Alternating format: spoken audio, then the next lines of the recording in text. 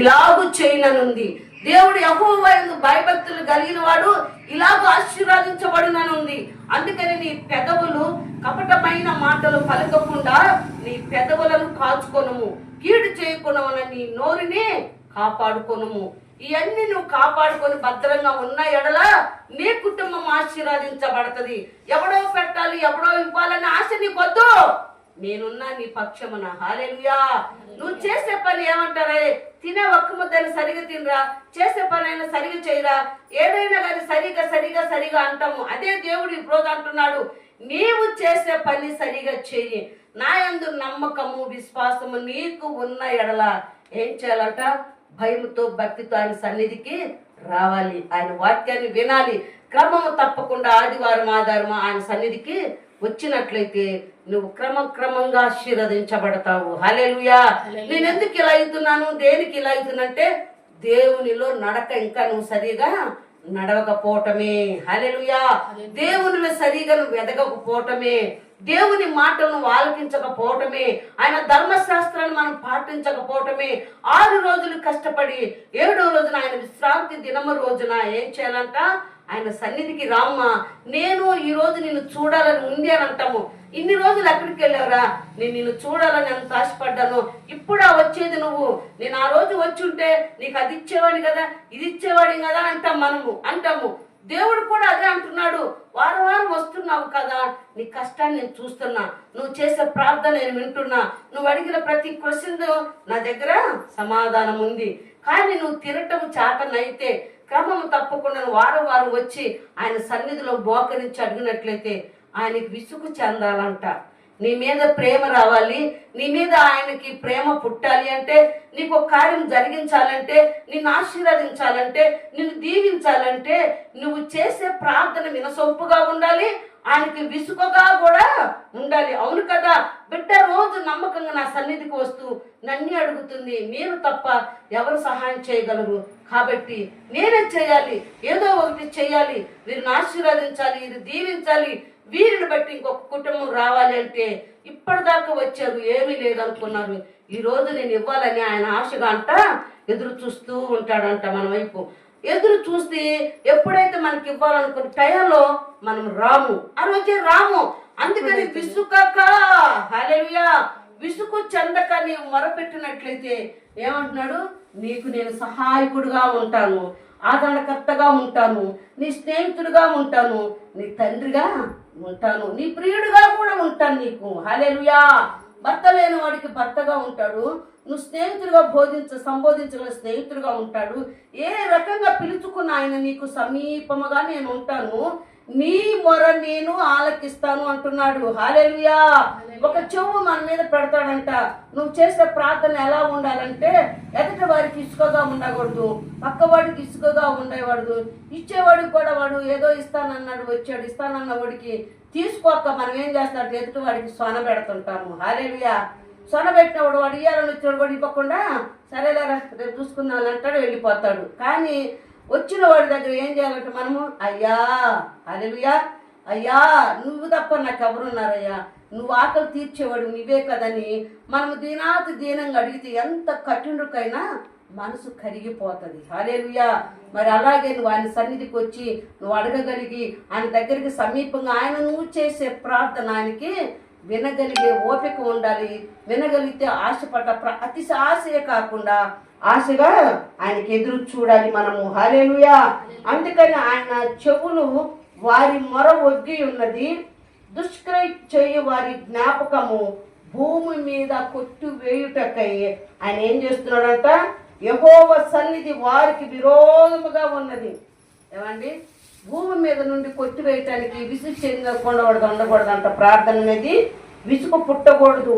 వారి మొరలు కూడా దేవుని సన్నిధికి విరోధముగా ఉన్నది. కాబట్టి ఆయన ప్రార్థన ఎవరి వైపు ఉంటుందంట? నీతి మంతులు మొరపెట్టగా యెహోవా ఆలకించును, వారి శ్రమలన్నిటిలో నుండి వారిని విడిపించును. హల్లెలూయా. నీతి మంతుడు దుష్ట పనులు చేస్తాడు, 24 గంటలు చేసేదంతా మోసం చేస్తాడు, అబద్ధం ఆడతాడు, శత్రువుల మీద ఊరికే 24 గంటలు పోరాడతాడు. సాయంత్రం వచ్చారు, అవును కదా ఫాస్ట్ గారు అట్లా చెప్పాడు, ఈరోజు వాక్యం అంటాడు, మళ్ళా వచ్చి ప్రార్థనలో కూర్చుంటాడు ఏమీ తెలియనట్టు. కానీ వారి ప్రార్థన నేను ఆలకించను, వారి ప్రార్థన నేను కొట్టివేస్తున్నాను. వాడు మొరపెట్టిన వారికి నేను సమీపంగా ఉన్నాను.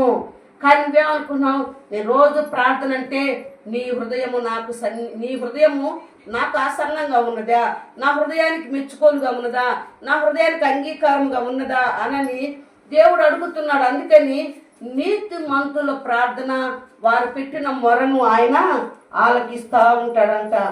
నీతిమంతుల మొరపెట్టగా యెహోవా ఆలకించును, విరిగిన హృదయములు వారికి యెహోవాకు ఆసన్నుడు. హల్లెలూయా.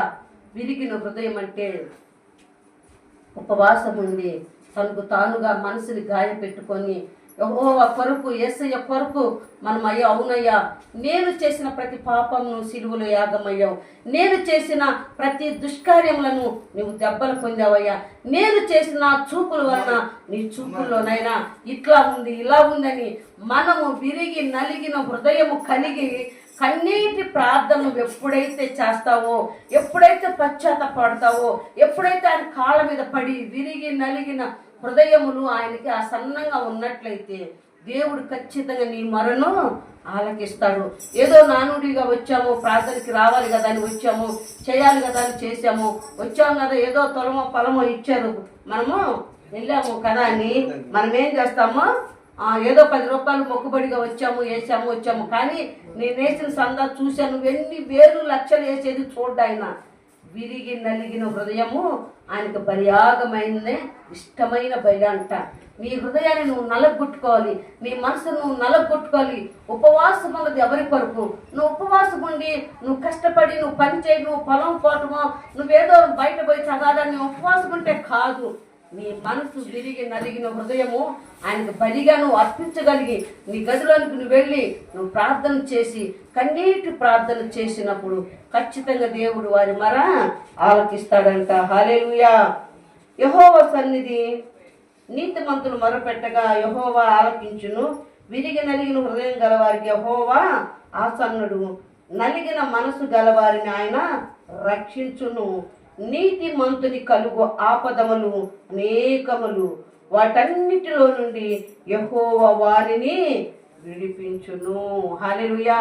ఏమండి, నలిగిన మనసు ఆయనకి బలియాగముగా ఇష్టమైన మనసు కాబట్టి యెహోవా ఆయన ఏం చెప్తున్నాడు, దుష్క్రియలు చేయు వారిని జ్ఞాపకము భూమి మీద కొట్టివేయుటకు యెహోవా సన్నిధిని వారికి విరోధముగా ఉన్నది. నీతిమంతులు మొర్రపెట్టగా యెహోవా ఆలకించును, విరిగిన హృదయము గలవానికి యెహోవా ఆసన్నుడు. అంటే సమీపంగా ఉన్నాడు, మనతో ఉన్నాడు, మనలో ఉన్నాడు, మనతో కూడా ఏం చేస్తున్నాడు? ఆసన్నుడు అంటే దగ్గరగా సమీపముగా ఉన్నాడు. హల్లెలూయా.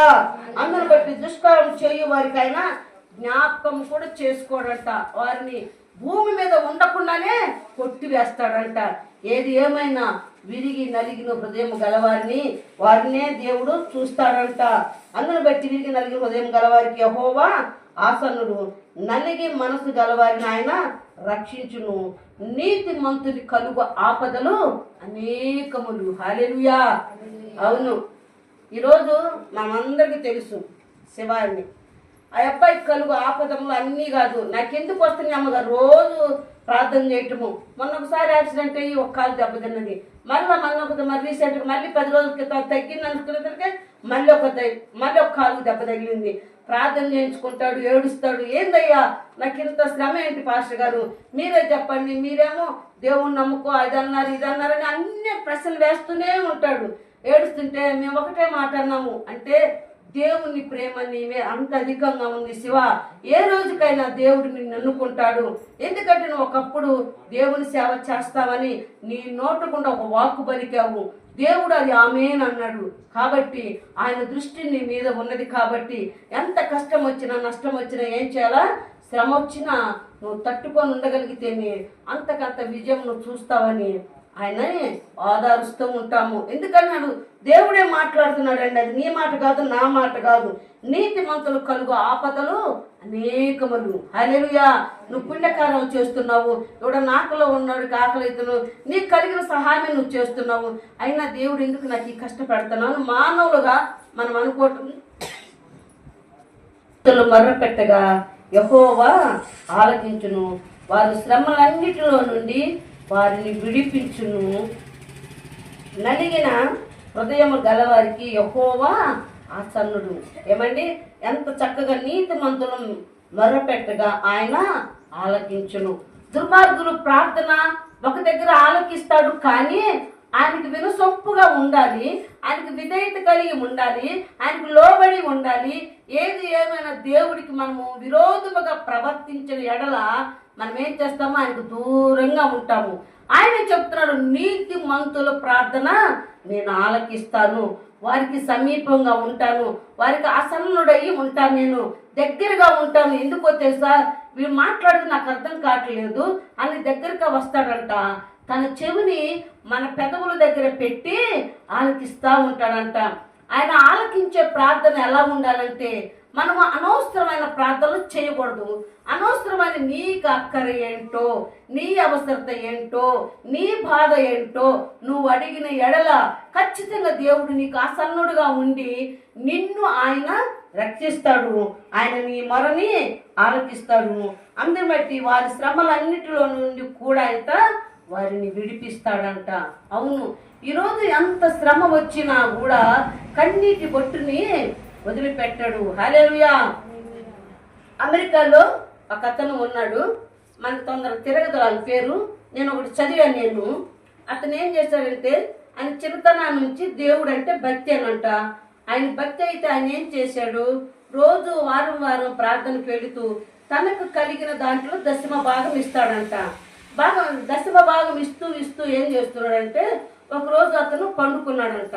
పడుకున్నప్పుడు దేవుడు అతని మొర్ర ఆలకించిన దేవుడు, అతని సమీపంగా ఉన్న దేవుడు అంట